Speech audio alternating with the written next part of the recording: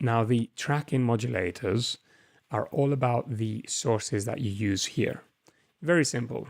Note pitch determines the position or the amount of modulation depending on the pitch of the note. So the higher the pitch, the higher the modulation parameter will be. The lower the pitch, the lower it will be. So if we're modulating the filter frequency from here to here, if I play a really high pitch, it will open the filter all the way.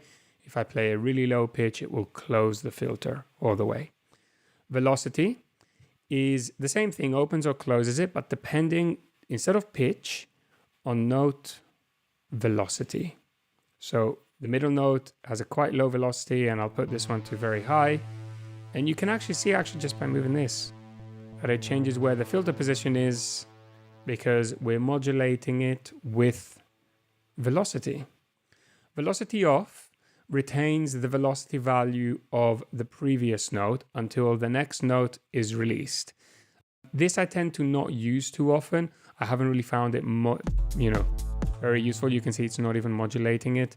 Velocity off is note off velocity. This option retains the velocity value until another note is released. Use this source if you want to track the note off velocity of the notes. Now, we have gate. This one I quite like. This is note on velocity, so the velocity of the note. But as soon as the note ends, the velocity is going to shoot back to 0. You see how when the note ends, even though it's releasing, the velocity, the tracking modulation resets and stops. Compared to velocity on, where it stays on there until the next note is played. And then inverse gate is kind of the opposite of that. This option resets the velocity value to 0 when another note is played. So every time another note is played, it goes back to 0 to the middle. That's why I don't really find the inverse and velocity off useful. It's kind of difficult to get the modulation applicable correctly. So gate, velocity on, and note pitch are probably going to be the ones you use the most. Just like with Performer, you can edit in certain ways. You can have different curves. So higher pitch, you can see on the keyboard, lower pitch. If you go to velocity, higher velocity, lower velocity, and you can determine where the controls, the modulation will fall on. Here you've got, again, steps that you can create, and you can change it like this as well, or simply curves. So I could delete all of these, or I could even just initialize it. Do this, and we're back to a linear curve.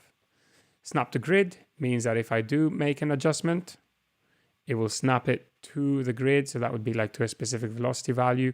Right now we've got 24 grid values vertically. So if we're going with note pitch, again, that allows us to stay in tune with our track. So if we have, let's say, 12 grid values, vertical grid values, and unilateral, then we've only got 12 steps from bottom to top. And we could, each one of those would essentially be equal to a semitone. That's when you would use this. Take away snap to grid, and it will, and let's increase this, and left to right, it will not snap it to a grid line.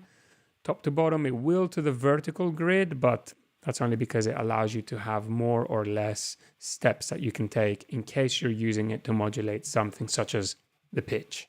Finally, this over here allows you to change how all of the points you created move. So if I initialize it and I create a couple of points like this, let's say I only want to move this point, I can do that right now. If I click on this, I can move this point and it would move all of them exponentially. Okay, that's it for the tracking modulation parameters.